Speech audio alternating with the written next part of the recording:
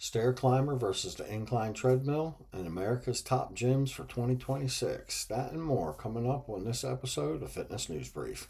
Stand by.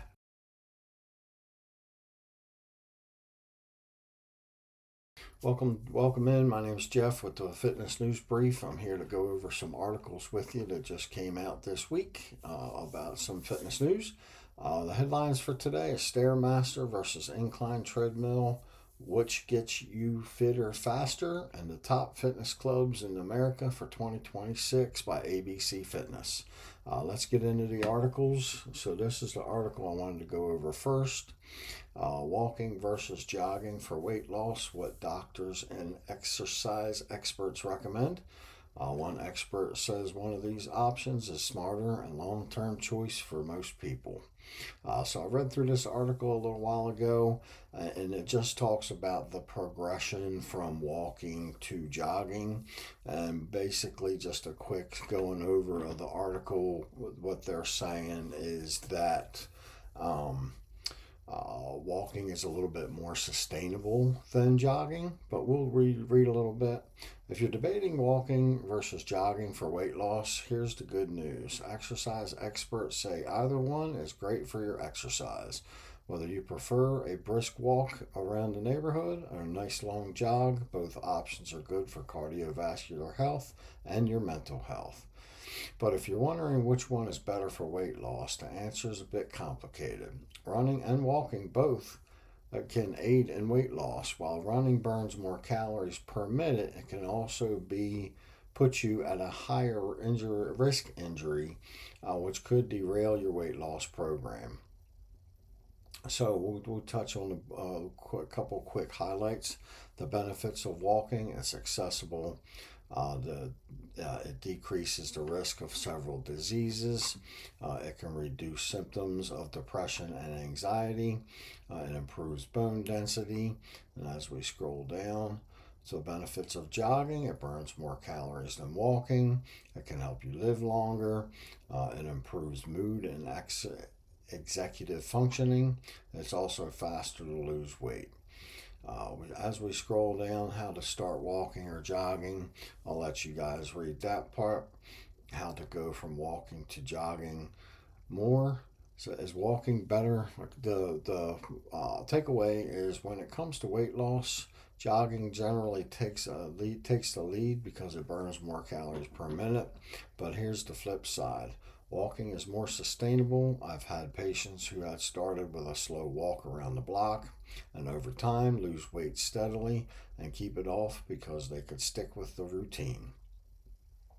He points out that jogging might be more effective in theory, but it's easier for people to get burnt out and injured doing so. Walking is the smarter, long-term choice for most people, he says. If you're starting a fitness journey in 2026, I highly recommend just starting with a walking program. So I'll leave a link to this article in the description of the video so you can go over here and read this yourself. It's a really good article. I read through it myself. I'm starting to walk again this year myself, so I'm going to cut back a little bit on the calories, and I'm going to cut back a little bit on the strength training and focus on a little bit more walking. I just want to get a little bit more size off of my frame. So moving on.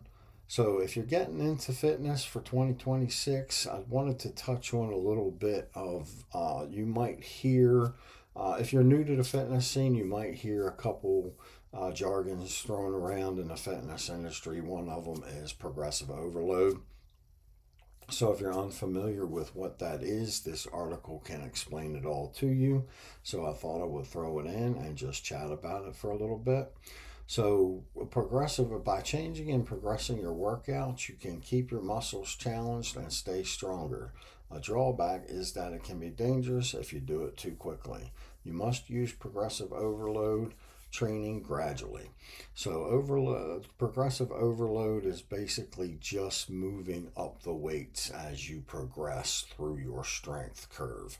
So the faster you get stronger, the little bit, just add weight over time. Your muscles will adapt to the load that you're working with on a daily basis. So this explains how progressive overload benefits training, what are the limitations of progressive overload, and examples of progressive overload. So I'll leave a link to a link in the description to this article so you can come over here and read it yourself. It's a really, really good article and explains a little bit about what you might hear in the gym or from a trainer or some other people in the fitness industry. If you've ever heard it before, that's good and you might know what it is. But for new beginners and people just joining the fitness scene, you might hear it and not understand what it means. So come over here and read this article and it will explain it all to you. So moving on to the third article that I have here, I brought this up. It's a fairly recent article from a day ago. It's creatine. If you've ever heard of creatine, creatine is a muscle supplement for building better muscle. So this will explain a little bit about what creatine is and how it directly affects your metabolism and your muscle growth. So again, I'll leave a link to this article in the video description so you can come over here and read this. So we'll just touch on a couple quick highlights in here for everybody. Creatine is the number one supplement you should think of when it comes to body recomposition. Taking it alongside strength training routine, no matter if you're starting with body weight, 5-pound dumbbells or 45-pound, helps you build more muscle in a shorter period of time. Its ability to help build and maintain lean muscle mass supports your overall metabolism. Muscle and bone tissue burn more calories than fat, even at rest. So come over here. If you've never heard of creatine, just Google that and head on over to that article and read about that, or throw that into Google Gemini or Microsoft Copilot and it'll explain it all to you. But this article here was really good to let you know that just taking creatine is really honestly not enough. You need to do some strength training right along with supplementing with creatine. So again, I'll leave a link to this article in the description of the video so you can stop over here and check that out. So moving on to one of our headline topics, the Stairmaster machine versus the Incline treadmill, which is better. This was really good. I found it a little bit amusing, but it goes into it's kind of a deep dive into which one is better for you. And it's sort of kind of like the running versus jogging. The Stairmaster is going to do you a little bit better, but the treadmill might be a little bit more sustainable for you, especially in the beginning. Does a Stairmaster treadmill work for the same muscles? It's sort of, kind of, basically what it says. So the Stairmaster Pros, both machines can provide low impact cardio. Former director of the Center for Switch Playground in New York City says the Stair Stepper is easier on the knees and lower impact than the treadmill. I'll take that. Longer Lily agrees it's a bigger part of why she created Bunda's workouts with the Stair Climber instead of the Incline treadmill. It does work a little bit of a different muscle group than the treadmill does. So the Stair Climber does a little bit more for your quads in the front, where just walking is more for the posterior chain from your calves to your lower back. So the treadmill pros and cons, there are many treadmill benefits, including versatility. You can choose from a wide range of speeds and incline variations. It mimics natural walking and running motion. You can control your intensity. Likewise, a treadmill allows you flexibility. You can have a great working outside regardless of the weather. It also uses your core for stabilization and posture, so it can count as a workout for the abs. Incorporating arm movements and small weights will add an upper body component as well. So the cons of walking on a treadmill is a greater impact on your joints, especially if you're using the treadmill to run. There is limited muscle variation compared with a Stairmaster. Research also shows that lower limb extensor muscle activity is greater during incline walking than flat walking. So I'll leave a link to this article in the description of the video. This is a pretty long article, but it really does go into, like I said, it's a little bit of a deep dive into the benefits of both or the cons of both. So stop over here and read this article, and it will get you a little bit more educated to make a good decision on which one's going to work best for you. So moving on to the second headline topic of the day, the top fitness clubs in America for 2026 from ABC Fitness. So the top clubs in the United States for 2026.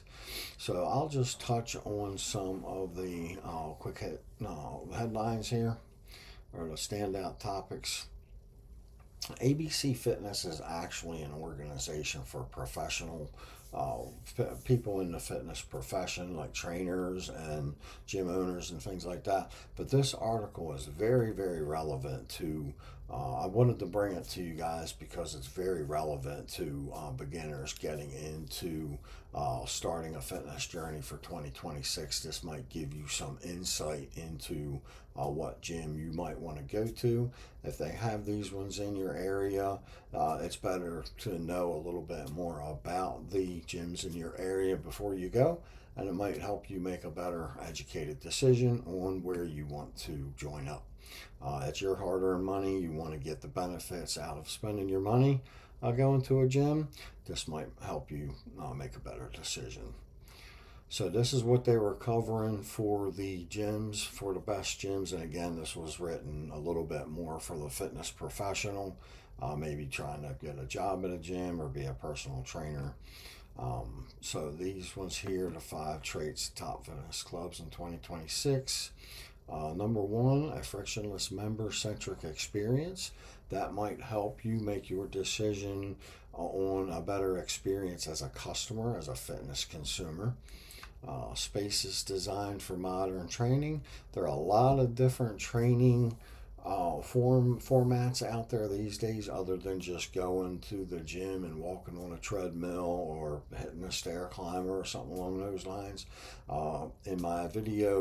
In my last episode of Fitness News Brief, I touched on hybrid fitness activities like high rocks and F45 and CrossFit. So you can go back and check that video out to give you a little bit of insight on the hybrid fitness activities, and that'll give you a little bit more of what you might see and what they're talking about here in this one as far as spaces designed for modern training techniques. Exceptional staff development and standardization. Again, that might help you make a better decision on what gym you might want to pick. Diversified, scalable revenue streams. Again, a little bit more for the gym owner or professional, but that could also give you a little bit of insight on some of the services that they might offer. Technology as a competitive advantage absolutely means a lot within the gym environment. How new is the equipment?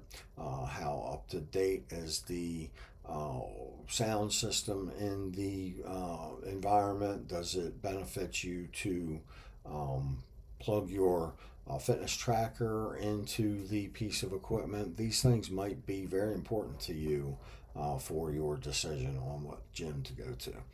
So we're going to scroll down here and see what they say about the top ones. So the top fitness clubs in America, and now with the foundational traits in place, let's take a closer look at the brands putting these principles into action.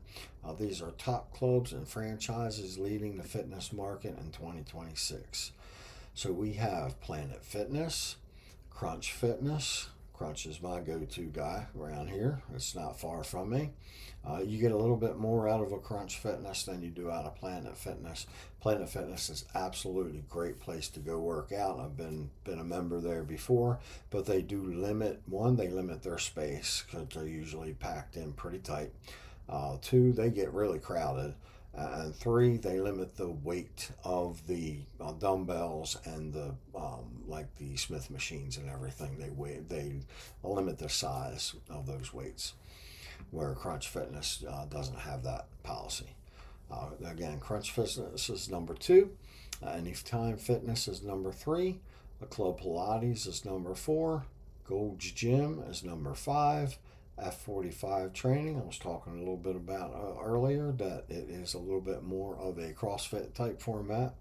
Retro Fitness, Workout Anytime, Stretch Lab, that they say is the rising star for 2026 trends. Key trends in reshaping fitness in 2026. As these brands continue to shape the industry, several broader trends are also redefining what success looks like in the operators in 2026. Here are the key shifts influencing how clubs attract members, deliver value, and scale sustainability. And also a little bit of quick AI assisted coaching and personalization. So again, this was a little bit of a longer article, so I'm definitely going to leave a link to this article in the description of my video so you can come over here and check this out.